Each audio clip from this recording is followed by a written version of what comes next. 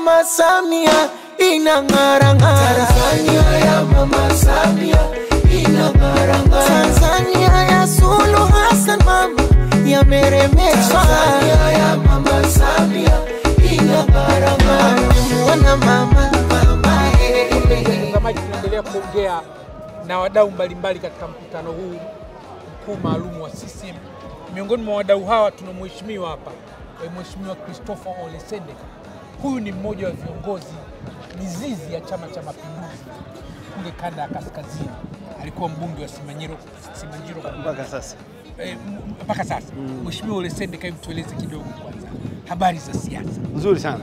Ni kwamba tumekuja Dodoma kwa mara nyingine, pamoja na kwamba bunge si wabunge bado tunaendelea na vikao vya bunge vya budget, na tumekuja hapa kama wajumbe wa mkutano mkuu wa taifa wa Chama cha Mapinduzi, ambapo pamoja na mambo mengine mkutano huu mkuu wa chama chetu utafanya mabadiliko kidogo katika katiba ya chama chetu, lakini katika kutoa pia kanuni mbalimbali kupitia kanuni za uchaguzi za chama chetu, na marekebisho madogo, na hasa kanuni ya uteuzi wa wagombea katika vyombo vya dola kama ambavyo mkutano mkuu uliopita ulivyopitisha. Lakini pamoja na hayo, tutapokea taarifa ya utekelezaji wa ilani ya chama chetu, ilani ambayo imetekelezwa kikamilifu chini ya uongozi wa Daktari Samia Suluhu Hassan.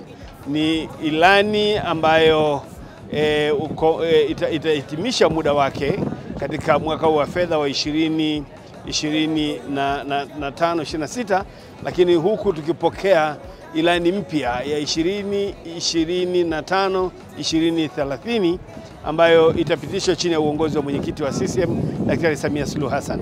Tunakwenda kutoa ilani mpya ya uchaguzi kwa itakayoambatana na kutolewa kwa taarifa ya utekelezaji wa ilani ya miaka hii mitano iliyopita, ilani ambayo imefanya mambo makubwa sana katika kwa hudumia wa Tanzania katika maeneo ya huduma za jamii. Sekta mbalimbali zimeguswa na ilani hii ya uchaguzi chini ya uongozi wa Dr. Samia Suluhu Hassan.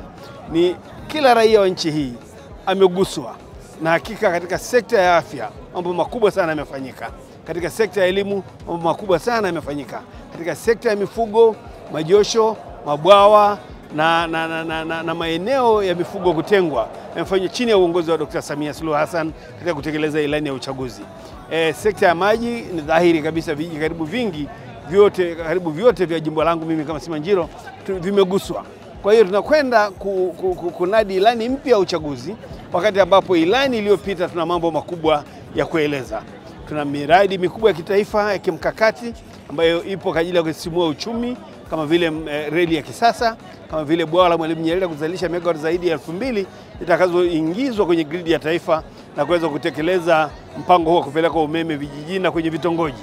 Kwa hiyo ni dhahiri kabisa kwamba CCM inakwenda kuomba kura na kunadi ilani mpya ya uchaguzi wakati tukiwa tayari ni washindi kwa sababu tumetekeleza ilani kwa viwango ambavyo vimekidhi matarajio ya watu. Unajua, mwananchi anapokwenda kupiga kura anakuwa na matarajio katika ngazi ya jamii, kuna matarajio katika ngazi ya kitaifa, matarajio katika makundi ya jamii, matarajio katika ngazi yake binafsi. Kuna uongozi wote duniani unaweza kukidhi matarajio ya mtu mmoja kwa kiwango cha mtu mmoja, lakini katika ngazi ya makundi ya jamii ilani hii imetekelezwa kwa kiwango ambacho hatuna mashaka kwamba makundi yote yameguswa. Makundi ya wafugaji yameguswa, wakulima wameguswa, wavuvi wameguswa, wafanyakazi wameguswa, wasomi wameguswa, taasisi za elimu zimeguswa, wananchi wameguswa kwa namna mbalimbali. Kwa hiyo tunakwenda kwenye uchaguzi tukiwa kabisa na mgombea wetu Dr. Samia Suluhu Hassan, mgombea mwenza Mheshimiwa Daktari Emmanuel John Nchimbi, na mgombea urais wa Zanzibar Mheshimiwa Daktari Hussein Ali Mwinyi, tukiwa kabisa na uhakika kwamba CCM inakwenda kushinda. Tunakwenda pia kwenye uchaguzi huu wakati ambapo bahati mbaya sana tunasikitika kwamba tunakwenda kwenye uchaguzi wakati ambapo washindani wetu wameparaganyika. Unajua, ukitaka kujua wakati ujao ni vizuri urejee wakati uliopo na wakati uliopita. Wapinzani bahati mbaya sana wanakwenda kwenye uchaguzi wakati wako vipande. Leo tunaona Chauma huku, mara aliyekuwa Chauma alikuwa Chadema, leo yuko Chauma, mwingine yuko ACT anasubiri kwenda kesho, wengine wanakwenda kafu. Kwa hiyo tunakwenda kwenye uchaguzi wakati ambapo chama pekee kilichojipanga na ambacho wananchi wanakiamini ni Chama cha Mapinduzi. Jamani, aliyosema mzee Ole Sendeka ni mambo makubwa ya msingi sana. Tunakwenda kwenye uchaguzi Oktoba. CCM inaingia kwenye uchaguzi ikiwa na cha kuonyesha iliyoyafanya kabisa, wakati inaenda kushindana na watu ambao hawana cha kuonyesha bali wana ahadi. Lakini turudi nyuma na mbele. Ndio. Wewe mzee Ole Sendeka ni katika wale wazee kidogo. Ndio. Umri mkubwa na umekaa muda mrefu. Ndio.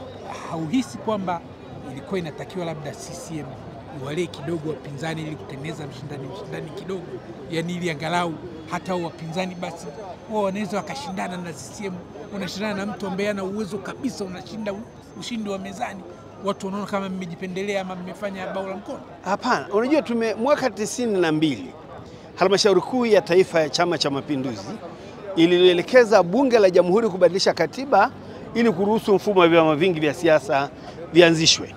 Na wakati ule baada ya uchaguzi mkuu wa mwaka 95, mmoja wa wahadhiri tunaoheshimu sana, Profesa Rwekaza Mkandala, katika kikao kilichofanyika mwaka 96 kufanya tathmini ya hali ya kisiasa nchini na kurejea uchaguzi wa mwaka 95 na 94, aliwahi kusema Watanzania walitarajiwa waweze kupata vyama mbadala, itikadi mbadala, ilani mbadala, vyama ambavyo vingeweza kuja kunadi sera. Lakini kwa bahati mbaya walishuhudia wakati huo kwamba vimeanzishwa miradi bubu ya wanasiasa wachovu.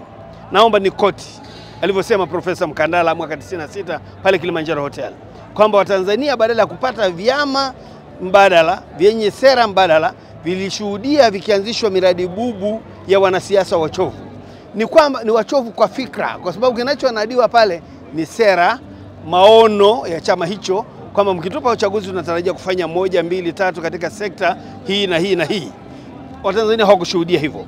Lakini tunajifunza kutokana na mambo ya huko nyuma. Ni kweli kwamba Chama cha Mapinduzi kina jukumu la kulea vyama hivyo, na kwa kweli tulifungua mikono, tuliwakaribisha. Lakini kuwa tayari kwa CCM kunategemeana pia na utayari wa upinzani kujifunza kutoka CCM.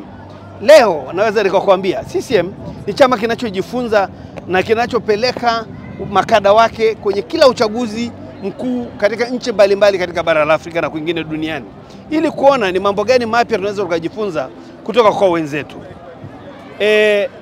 Leo naweza kusema tu, leo wapinzani wanajua kwamba umoja ni nguvu.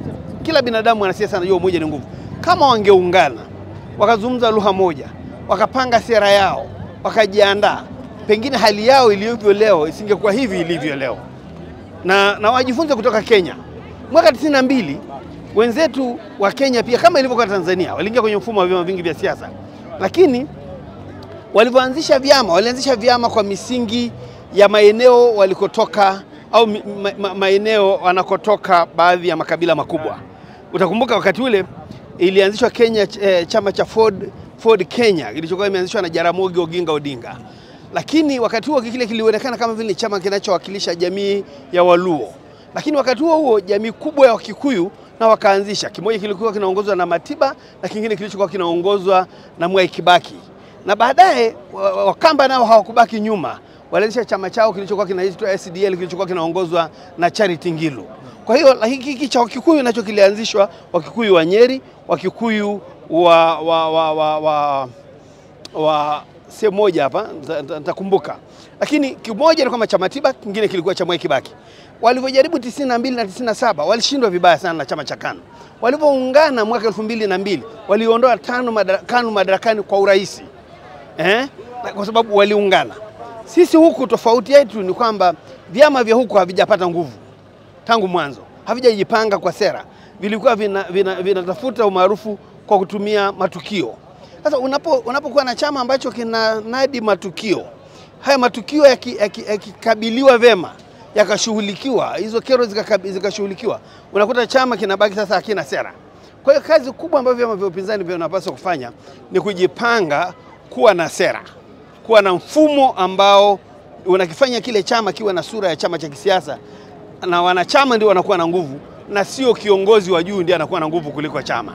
Wakishatambua hilo, wanaweza wakajipanga katika siku za usoni, pengine tunaweza tukashuhudia wakipata nguvu kidogo. Lakini kwa hali ilivyo leo, hawakujipanga, uchaguzi ni kesho kutwa, hawana namna, hakuna miujiza inaweza kufanyika.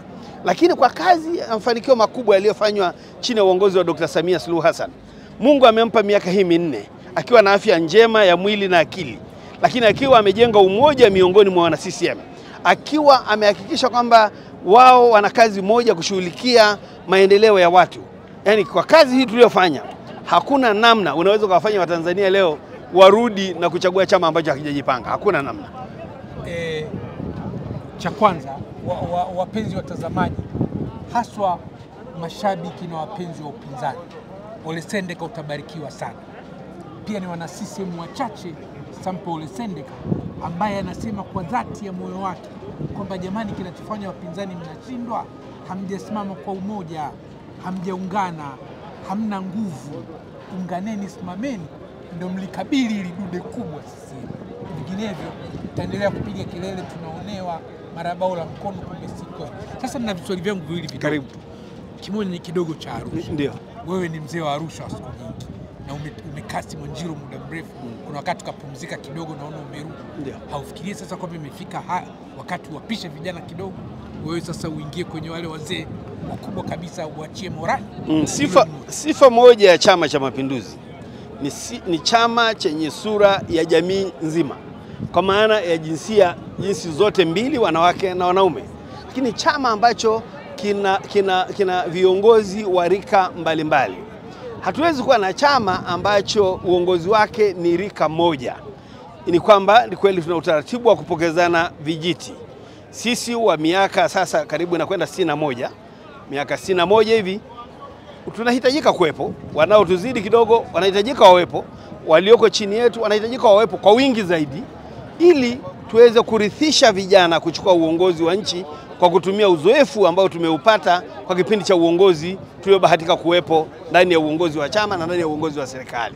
Kwa hiyo mpango ulioko kwa jimbo la Simanjiro ni kwamba Christopher Ole Sendeka atakuwa miongoni mwa wagombea ubunge wa bunge la Jamhuri ya Muungano wa Tanzania watakaojitokeza kuwania uchaguzi wa 25 kuelekea 30. Ni dhahiri nimepanga, na wananchi wangu wanajua na wapiga kura wanajua kwamba nimeomba kugombea 2025 kwa maana ya kujiandaa 2030 vijana waweze kupatikana kijana mmoja miongoni watakaoweza kujitokeza kwa wakati huo. Kwa hiyo kwa maana ya uchaguzi ujao, Christopher Ole Sendeka ni miongoni mwa watu watakaojitokeza katika kipindi hicho. Na wapenzi watazamaji, kwa vile tunaongea na Christopher Ole Sendeka kwenye kipindi changu, mimi nawaahidi Mungu akitujalia, kamera ya kwa maslahi ya taifa na PPR itatia timu mpaka kule Simanjiro kuonyesha Watanzania Ole Sendeka amefanya nini katika hiyo miaka 5 kustahili kurudi tena. Tukiona hamna kitu, tunamsogeza mzee pembeni akapumzike na ng'ombe wake. La mwisho kabisa. Na hilo uko sahihi. Mimi nataka nikwambie tu, kwa sababu uhalali wa Chama cha Mapinduzi kwa mujibu wa mwongozo wa mwaka 81 ni CCM kuendelea kuwa mtetezi wa kuaminika wa maslahi ya wanyonge wa nchi, wakulima na wafanyakazi.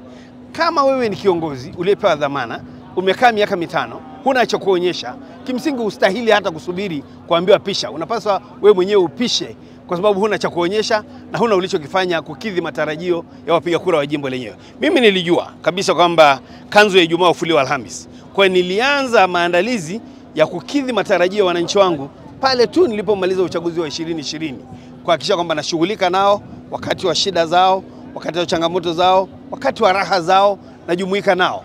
Ndio maana unaweza kukuta wakati mwingine unaweza kunikuta naingia Dodoma, natoka kidogo kwenda jimboni. Siwezi kukaa hapa kupokea posho tu alafu nikaacha jimbo limekaa halina mbunge. Lazima mambo yanayohusu wananchi nijumuike nao. Ndio, karibu na swali lako jingine. Na wapenzi watazamaji, hiki alichokisema Ole Sendeka ni kizuri sana, kwamba lazima ujiandae. Mimi natoa wito tu kwa nyinyi wabunge wa CCM ambao kwa bahati mbaya au moja nzuri hamna cha kuonyesha mlifanya nini, naomba msitafute visingizio na vijisababu vya kuonewa huruma. Kaeni pembeni, wapisheni vijana. Kubwa kidogo sasa, wewe kama mzee wa Arusha, huku Arusha ni mji wenu. Na jamani, swali la mwisho nalomuuliza mzee wetu, mzee Ole Sendeka, huyu ni katika wale wazee morani wa Arusha. Pale Simanjiro iko Manyara, lakini Arusha ni jirani yake. Sasa Arusha siku zote, mimi nimesoma Ilboro, kila siku mbunge wa Arusha ni wale ndugu zetu wa jirani zetu hapo Mgombani. Sasa namuuliza Ole Sendeka, nyinyi hamna hata murani kidogo na yeye akasimama Arusha ikawa pia na wenyewe wa Arusha?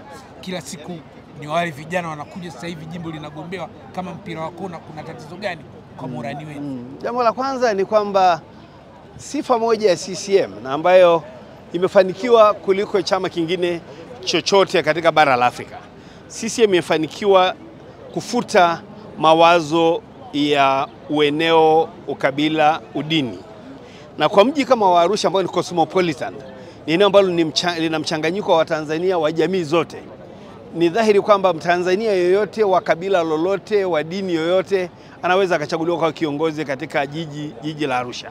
Ndio maana unaweza kukuta wengi waliofanikiwa kuwa wabunge katika miaka hii ya 90 na kuendelea, baada ya ukimuondoa Kanali Abdurrahman Kinana, baadaye wengine walikuja wa Tanzania ambao wana asili ya maeneo mengine pia, lakini ni wa Tanzania. Alikuwepo mbunge aliyechukua baada ya Kinana, na walikuwepo ambao pia ni wenyeji. Unakuta wenyeji wengi ni watu ambao wana asili ya Kilimanjaro kidogo hapo, wengine wana asili ya maeneo mengine ya nchi, lakini ni jiji la watu wote. Kwa hiyo leo yuko Mheshimiwa Mrisho Gambo, ni Mtanzania ambaye kijana aliyokulia pale Arusha, kama sio kuzaliwa, amekulia akiwa mdogo pale Arusha, amechaguliwa kwa mbunge.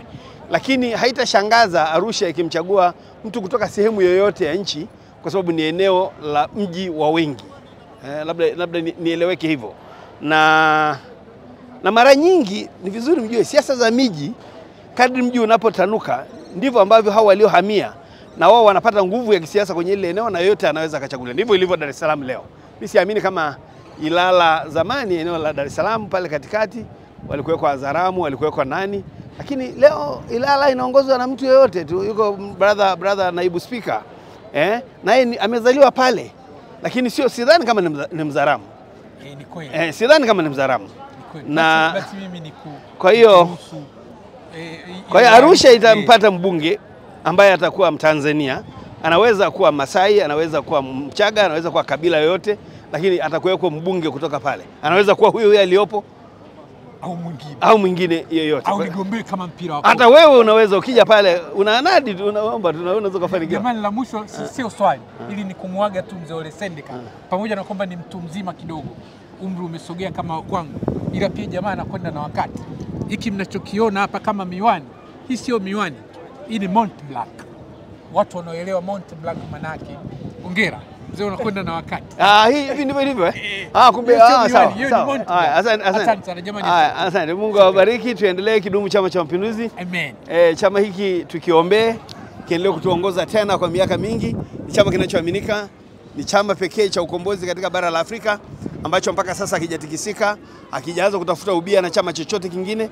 Sisi bado tunakubalika, na tunakubalika si kwa sababu nyingine yoyote, ni kwa sababu chama hiki kinabadilika kulingana na mahitaji ya Watanzania, na sisi tutajitahidi kukidhi matarajio ya Watanzania ili tuendelee kuongoza. Tunajua siri ya kuongoza ni kushughulikia matatizo ya wananchi, na vyama vingine viendelee kuja kujifunza kutoka kwetu. Lakini muundo wa CCM unaokwenda mpaka kwenye nyumba 10 ni sifa nyingine, ni siri nyingine ya mafanikio ya chama hiki kuendelea kuongoza, kwamba katika kila nyumba 10 yuko kiongozi wa shina, na ngazi ya shina inashughulika na mambo yale. Ikiona kuna tatizo inapandisha kwenye vikao vya tawi kwenda kata kwenda wilaya kwenda mkoa kwenda taifa. Na unapokuwa na uongozi wa juu wa kitaifa ambao ni sikivu na ambao unatega masikio ya kusikiliza Watanzania wanataka nini, una pua ya kunusa nini Watanzania, kuna harufu gani hapa, then chama hiki kikiendelea hivi tunakiwa kuongoza miaka mingine 100 200 ijayo. Mungu atubariki na ibariki Tanzania. Vina uhuru sasa vyombo vya habari, sote kesi za uonevu kafutilia mbali, kapunguza faini za bodaboda, sasa mambo shwari. Tanzania ya Mama Samia inang'ara.